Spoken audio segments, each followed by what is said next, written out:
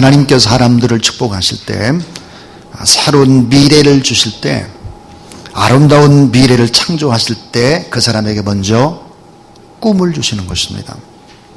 새로운 미래를 선물해 주기 위해서 꿈을 심어주시는 것이죠.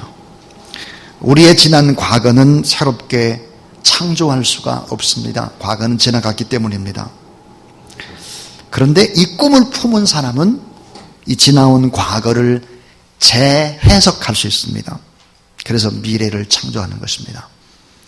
이 꿈은 사람도 새롭게 하고 환경도 새롭게 만들어가는 힘입니다. 하나님은 어떤 사람에게 꿈을 주시고 또 어떻게 꿈꾸는 사람을 만들어 가시고 꿈은 어떤 과정을 통해서 무르익고 어떤 과정을 통해서 성취되고 그 꿈을 이룬 다음에는 어떤 일들을 하나님이 하실까 하는 이야기를 오늘 드리려고 합니다. 지난 일주일 동안 우리는 6번의 이런 꿈에 관한 또 담대한 희망에 관한 메시지를 들어왔습니다. 오늘은 이어서 작은 승부, 매일매일 시작되는 이 작은 승부가 큰 꿈을 이루게 된다라고 하는 주제입니다. 오늘 본문은 여러분 잘 알고 있는 대로 다윗에 관한 이야기입니다. 이 다윗이 어떻게 하나님 앞에 비전을 받게 되고 그 비전들을 이루어가는가 하는 것입니다. 자, 첫 번째 이야기입니다. 여러분 따라하세요. 무명의 사람도 꿈을 꾸면 왕이 될 수 있다.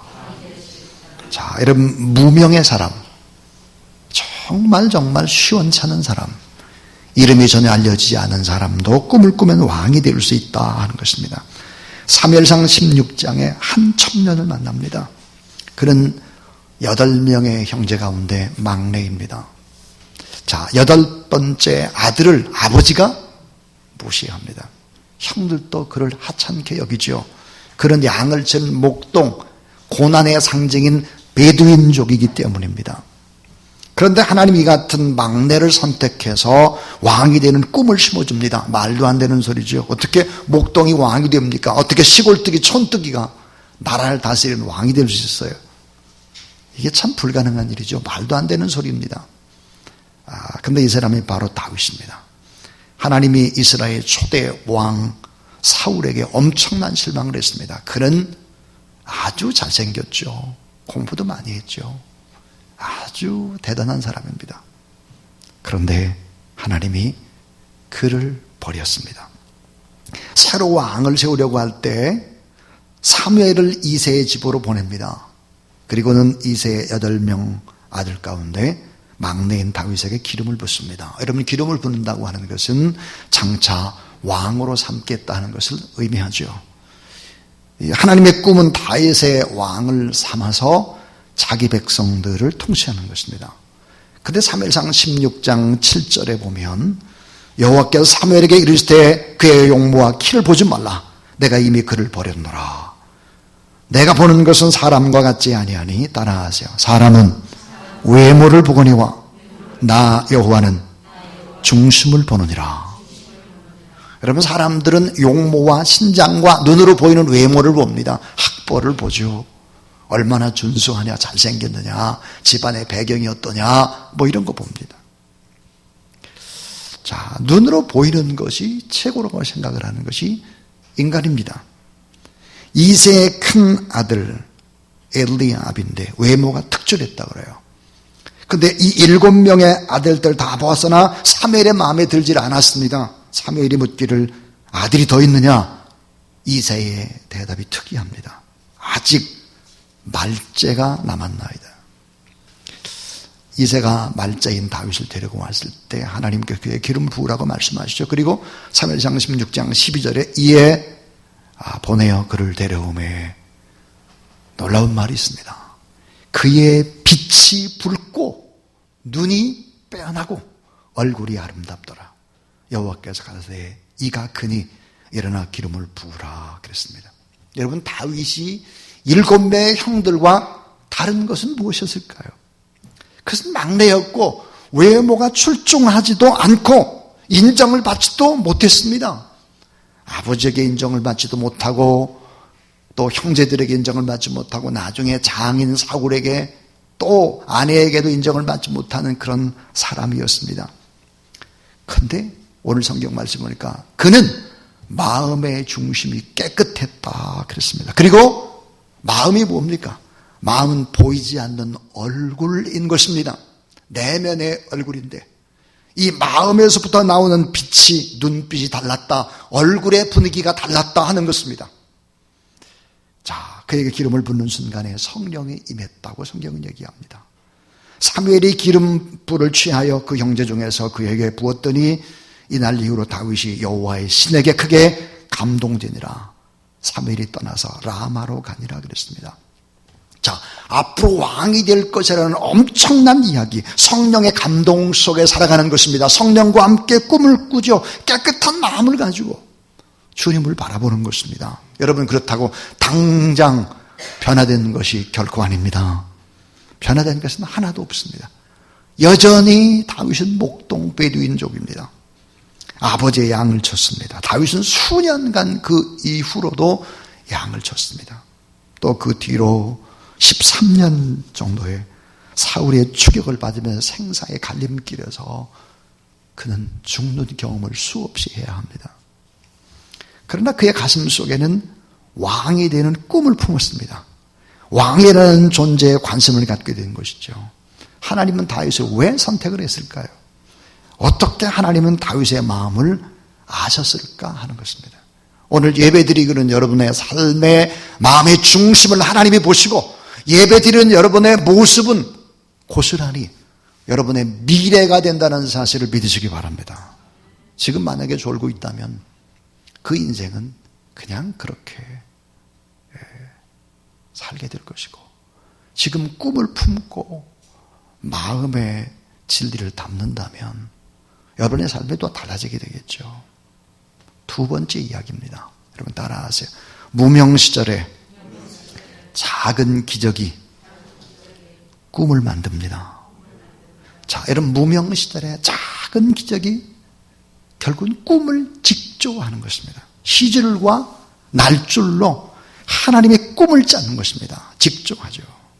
자, 오늘 여러분 2부 예배를 드리고 있습니다.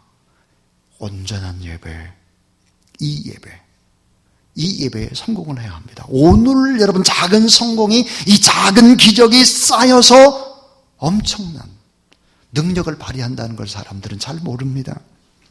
하늘에서 금방 엄청난 기적이 뚝딱 떨어지는 것이 아니에요.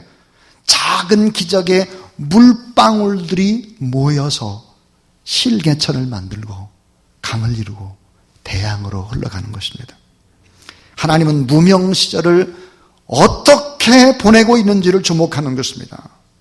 지극히 평범한 일상, 반복되는 삶, 어떻게 생활하느냐, 이거 너무 중요한 거예요.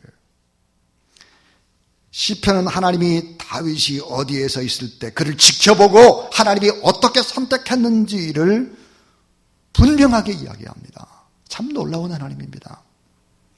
시편 78편 70절부터 72절에 보니까 하나님이 어떻게 그를 왕으로 삼을 결심을 했을까? 어떻게 그를 선택했을까 하는 것입니다. 시편 78편 70절 72절에 보니까 또 그 종 다윗을 택하실 때 따라해 주세요. 양 우리에서 취하시며, 양 우리에서 어떻게 양들을 보살피는지를 하나님이 보셨다는 거예요. 그 다음에 젖 양을 지키는 중에 저희를 이끄사 그 백성인 야곱, 그 기업인 이스라엘을 기르게 하셨더니 이에 저가 그 마음에 성실함으로 기르고 그 손에 공교함으로 지도하였도다 그랬습니다. 무명 시절에 양떼를 돌본 모습들을 다 본 것입니다. 자, 우리는 목동이고 양떼를 돌본다 그러면 얼마나 목가적이고 낭만적으로 생각하는지 모릅니다. 대관령의 목장을 가보면 얼마나 좋습니까? 스위스의 목장을 가거나 또 여러분 뉴질랜드나 호주 같은 데 가보면 목동이 괜찮다고 생각하지만 나는 팔레스타인에 가보면 절대로 그 환상이 그렇지 않아요. 깨져버립니다. 양들의 뒷다리를 보면 똥덩어리가 더덕더덕 붙어 있습니다. 그 양들을 끌고 다닌다는 것은 무엇을 의미할까 하는 것입니다. 양우리에서 하나님이 그를 선택했다는 거예요. 따라해 주세요. 하나님은 삶의 현장에서 우리의 마음을 살펴보십니다. 삶의 현장에서 우리의 마음을 살펴보는 것입니다. 일상의 삶에 성실하지 않은 사람이 어떻게 왕이 되겠습니까? 작은 양 새끼 한 마리를 위해서 목숨을 걸었던 목동, 사자와 곰이 와서 양의 새끼를 잡아채 갈 때 쫓아가서 싸우는 그 용맹과 아름다움과 성실함, 주어진 일 너무나 형편없는 베두인족으로 살았으나 맡겨진 일에 죽기까지 충성하는 것을 보았다 그랬어요. 그래서 양우리에서 그를 선택했다 했습니다. 하나님이 다윗에게 기름을 부으시고 왕의 꿈을 주셨을 때 다윗은 무명입니다. 무명 그 자체. 하나님은 사람들에게 무시당했던 다윗을 선택하셔서 왕이 되는 꿈을 심어주는 것입니다. 또 중요한 것이 있습니다. 따라하세요. 하나님은 무명 시절에 익힌 것을 살펴보신다. 무명 시절에 익혔던 것, 무명 시절에 잘하는 것, 그게 뭔지를 살펴본다는 거예요. 성경에 보니까 다윗의 손은 공교한 손이다 그랬습니다. 영어로 보니까 skillful hands 그랬어요. 공교한 손이다 그랬습니다. 목동으로 일을 하면서 익힌 재능, 물맷돌을 던지는 것입니다. 여러분, 물맷돌을 몇 번 던졌을까요? 수없이 수천, 수만, 수십 번을 던졌을 것입니다. 곰을 쫓아야 되고 사자를 쫓아야 되니까요. 곁길로 가는 양을 몰아야 되니까요. 수없이 던졌을 거예요. 그리고는 목동을 하면서 수금을 탔던 것이죠. 수금. 자, 무명 시절, 지금 나는 어떻게 내 삶을 하나님 앞에서 보내고 있는가 하는 거예요. 이것은 미래를 결정하는 것입니다. 이 작은 한날의 성공, 오늘 2부 예배의 성공이 여러분의 인생의 성공과 이어진다는 사실을 믿으시기를 바랍니다. 어느 초등학교 국어시험에 글자 맞추기 시험 문제가 나왔대요. 그 문제가 뭐냐면 이거예요. 자, 결심한 사람이 3일을 가지 못하고 또다시 느슨하게 풀어지는 이런 것을 무엇이라고 할까요? 여러분 한번 생각해봐요. 결심한 사람이 3일을 가지 못하고 또다시 느슨하게 풀어지는 거예요. 2016년 여러분 1월 1일 날 다짐을 했는데 벌써 열흘이 지났어요. 이걸 뭐라 그러나. 그래서 이게 선생님이 답을 이렇게 쓰라고 공란을 메꾸라고 그래. 그러니까 작자, 그다음 가루, 또 이제 삼자, 그다음에 가루였대. 여러분 잘 알잖아요. 작심삼일이라고 그래야 되는데, 어떤 아이가 썼는데 답을 보니까 작심삼일이 아니라 작은 삼촌 이렇게 썼어요.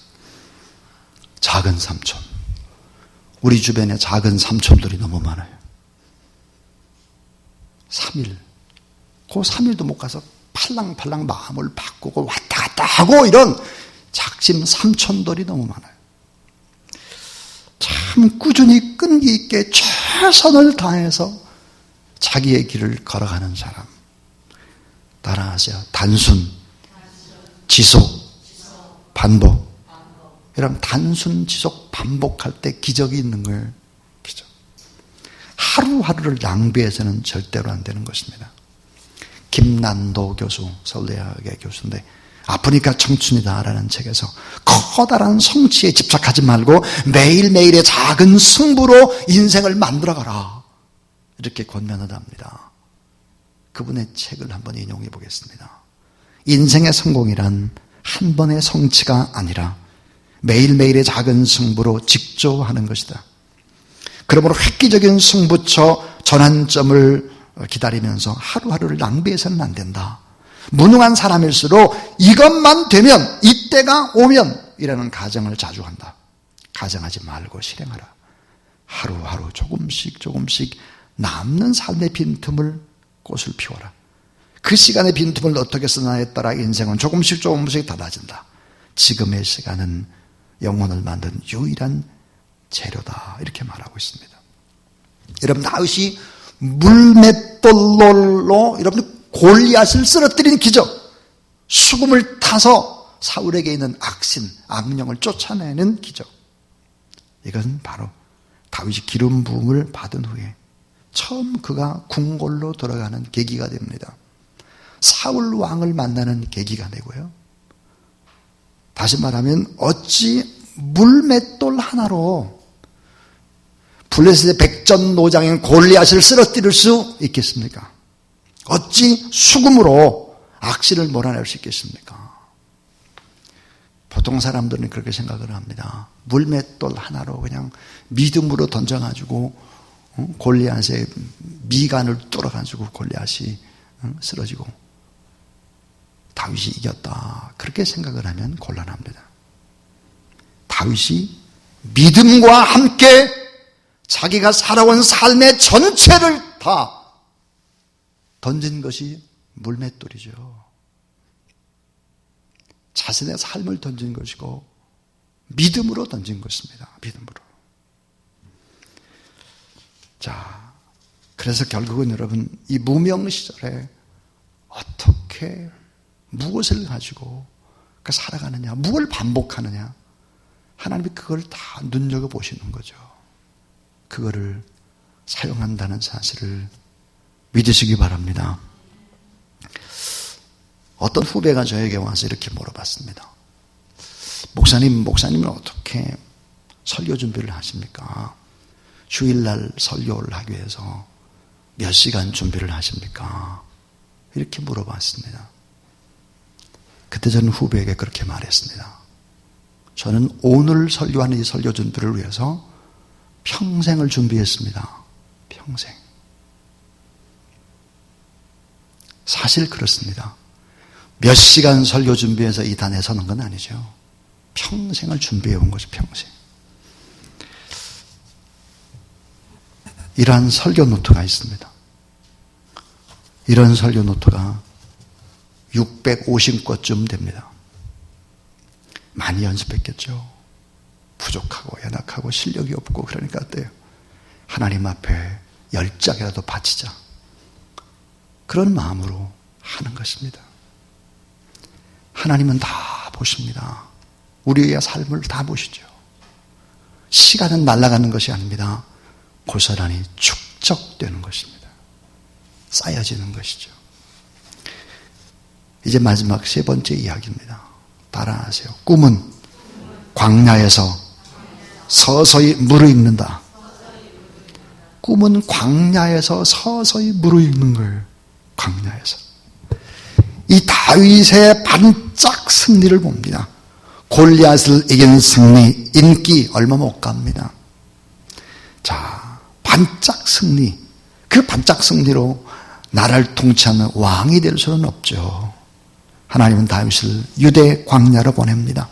그곳에 약 13년이라고 하는 그 혹독한 시련의 시간들을 보내는 것입니다. 생사의 갈림길에서 또 적군 블레셋에 가서 미친 척을 해야 되고 토굴 속에 갇혀야 되고 이 다윗을 죽이려고 하는 특공대들이 계속해서 공격할 때 암흑인 토굴 속에서 지내야 했습니다.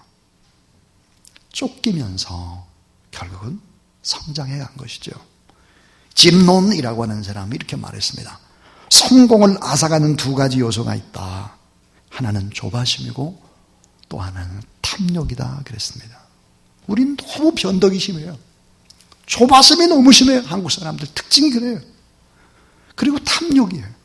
이 탐욕과 조바심이 성공을 앗아가는 두 가지의 요소가 됩니다. 저는 까만 대나무인 오죽, 저의 친구 집에 가니까 까만 대나무인 오죽이 있었습니다. 근데 이 까만 대나무로 친구의 아버지가 퉁수를 만들어서 이렇게 불고 있을 때 그 모습이 얼마나 좋았는지 모릅니다. 그래서 제가 형님하고 아버님한테 상의해가지고 우리 집에도 좀 이렇게 오죽 대나무가 있었으면 좋겠다. 그래서 대나무 뿌리를 이제 캐다가 심으면 된다 해가지고는 장독대에 있는 주변에다가 다 우리 집 주변에다가 다 그걸 심었습니다. 오죽이 금방 나올 줄 알았더니 1년 지나도 안 나오고 2년 지나도 안 나오는 거죠. 잊어먹었어요. 어느 날 봄에 보니까 장독대 곁에 까만 대나무 오죽 순이 올라오는데요, 완전히 뒤덮어 버려요. 5년이 지난 뒤였습니다. 5년. 여러분, 조바심, 탐욕, 성공을 앗아가는 요소입니다. 현실에 뿌리박은 영성이라고 하는 유진 피터슨이 쓴 책, 참 유진 피터슨이 참 좋은 사람이라고 생각을 합니다. 저는 이 현실에 뿌리박은 영성이라는 책에서 보니까 어떻게 다윗이 쫓기면서도 잘 뛸 수 있었겠는가, 광야에서 쫓기면서, 토굴 속에서 쫓기면서 목숨이 왔다 갔다 하면서 어떻게 그렇게 잘 뗐나 하는 것을 유진 피터슨이 이렇게 분석을 하고 있습니다. 하나님의 보호하심과 하나님의 공급하는 은혜를 경험했다는 거예요. 따라하세요. 하나님은 우리의 공급자시다. 믿으시기 바랍니다. 하나님은 우리의 모든 걸 공급한다. 이걸 체험했다는 거예요. 그 다음 하나님을 의지하는 법을 배웠다는 거예요. 하나님을 의지하는 법. 또 하나님이 예비하는 사람을 만난 거예요. 사람. 결국은 사람이 해답인 것을 알았습니다. 기도의 사람의 해답인 것을. 그 다음에 인격적 수양을 쌓았다는 거예요. 고독을 이기는 법, 외로움을 이기는 법, 분노를 이기는 법, 두려움을 이기는 법, 참고 기다리는 법, 비판을 극복하는 법, 그리고 하나님과 깊숙이 교제하는 법을 터득했기 때문이다. 유진 피터슨이 그렇게 말했습니다. 자, 사랑하는 여러분, 때로는 우리가 피를 말리고 신경이 곤두서고 입술이 다 타들어가는 이런 고문 같은 삶들, 이런 삶들을 우리가 살아갈 때가 있습니다. 믿음의 사람도 쫓길 수 있고 고난당할 수 있고 잠시 실패를 경험할 수 있죠. 다윗은 신앙이 없는 사람이 아니고 영성이 없는 사람이 아니고 하나님을 불신하는 사람이 아닙니다. 근데 왜 긴 시간 이렇게 광야가 필요했을까요? 왕이 되는 꿈, 하나님이 주신 꿈, 이 꿈을 이루는 길은 광야에서 쫓겨다니는 것이었습니다. 하나님이 허락된 쫓김이 있습니다. 하나님이 허락된 고난이 있습니다. 하나님이 허락한 아픔이 있는 것입니다. 그러나 꿈을 포기하지 않고 믿음으로 달려가야 되는 것이죠. 하나님은 오염된 세상에서 우리를 전혀 세균이 없는 무균실을 만들어 놓고 우리들을 그 무균실 안에 집어넣고 전혀 오염되지 않고 살아가도록 그렇게 만드는 분이 결코 아닙니다. 하나님은 우리가 세상과 분리되는 것을 원치 않죠. 그냥 삶의 한 복판에서 싸워서 이기는 법을 터득하게 하고 피말리는 고난과 쫓기는 추격 속에서 언제 죽을지 모르는 위험 부담을 안고 살아가게 만들고, 때로는 이런 과정들을 통해서 때로는 질병과 때로는 사업과 때로는 가정의 문제라든지 여러 가지의 문제들을 통해서 이 다윗은 왕의 모습을 갖춰가기 시작하는 것이고, 오늘 우리도 마찬가지죠. 왕 같은 제사장, 로얄 패밀리로서의 그런 자격들을 갖춰가는 것입니다. 신앙의 힘, 꿈의 힘, 그리고 하나님의 자신감. 유진 피터슨은 하나님의 자신감이라는 단어를 쓰고 있습니다. 너무 마음에 와닿습니다. 하나님의 자신감. 하나님의 자신감이 뭘까요? 선택한 사람에게 고난을 주어도 망가지지 않고 사망의 음침한 골짝 실패와 어려움을 경험해도 결국은 무너지지 않을 것이라고 하는 하나님의 자신감. 그런 자신감들을 하나님이 가지고 계셨다 했습니다. 여러분, 다윗의 고난이 사실은 13년 정도의 광야를 거치면서 끝난 것이 아닙니다. 그 뒤로 7년 정도는 더 계속됐습니다. 그것은 바로 처음에 이제 왕이 됐을 때 이 다윗은 반쪽짜리 왕입니다. 자, 유대의 왕이 됐을 때 그것은 두 지파의 왕이었습니다. 두 지파. 그러니까 나머지 10지파의 문제를 가지고 엄청난 고민을 합니다. 처음에 바로 왕을 삼았던 그 수도가 바로 헤브론이었습니다. 반쪽짜리 왕이죠. 긴 7년이라는 시간 또 많은 고난을 겪습니다. 그리고 수도를 예루살렘으로 옮기게 되죠. 그리고 통일 왕국의 왕이 되는 것입니다. 오늘 저는 세 가지 얘기했습니다. 목동도 꿈을 품으면 왕이 될 수 있다. 무명의 사람도 왕이 될 수 있다. 무명 시절의 작은 기적이 결국은 꿈을 직조한다. 그런데 그 꿈은 광야에서 서서히 무르익는다 하는 것입니다. 놀랍게도 다윗이 만났던 동역자들은 어디에서 만났을까요? 토굴 속에서 만난 사람들입니다. 토굴, 아둘람의 토굴입니다. 이 토굴 속에 모여든 사람들은 어떤 사람들이었을까? 성경은 비류들이라고 했습니다. 주류가 아니라 비류들. 다 쫓겨나고 상처받고 한 그런 사람들입니다. 근데 그 속에서 새벽을 깨우는 꿈을 꾸죠. 결국은 나중에 그가 많은 어려움을 겪을 때도 다윗의 곁을 끝까지 지켰던 사람들은 아둘람의 토굴 속에서 함께 꿈을 나눴던 사람, 기도했던 사람들입니다.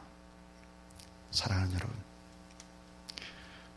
아름다운 꿈을 품고 2016년 한 해를 한날 한날 아름답게 꿈을 직조하는 복된 여러분의 삶이 될 수 있기를 주님의 이름으로 축원합니다.